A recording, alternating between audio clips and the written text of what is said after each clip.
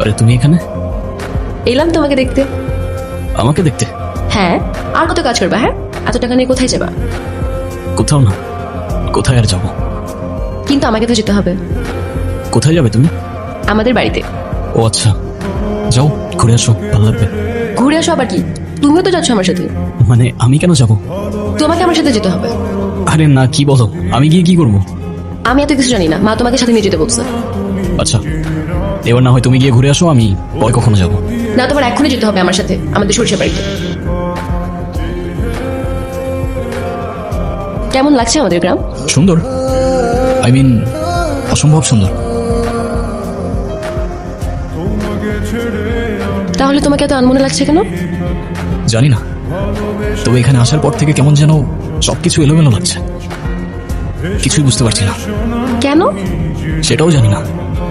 আচ্ছা, আমাকে একটা কথা বলো তো, আমার ফেসের সাথে কি তোমাদের এখানের কারোর চেহারা মেলে? অবশ্যই মেলে, আমার চোখ শোকনের চোখ।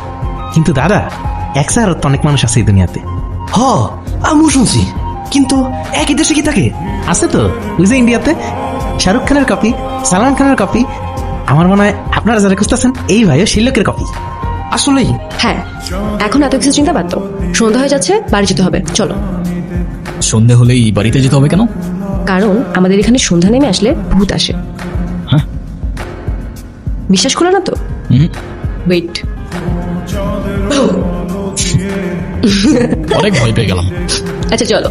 চলো। কবির, মা বাবা যদি তোমার ফ্যামিলি সম্পর্কে জিজ্ঞাসা করে, তুমি আবার এসব বলো না যে তুমি কিছু জানো না। শুনতে কেমন যেন লাগে, অন্য কিছু বলে দিও। ওকে?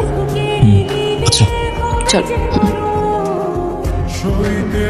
তোরা কি বলছিলাম মনে আছে?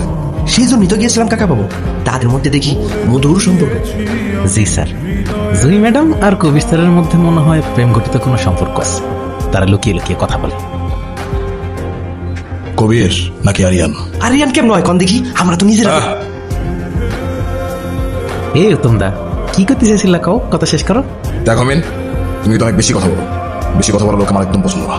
জি স্যার। একটু কম কম কথা বলো। জি স্যার। আর উত্তম, ওর দিকে খেয়াল রাখ, কোনো রিস্ক নেওয়া যাবে না। সুযোগ পয়সা সবই খুব দিতে হবে। ঠিক আছে। আসসালামু আলাইকুম স্যার।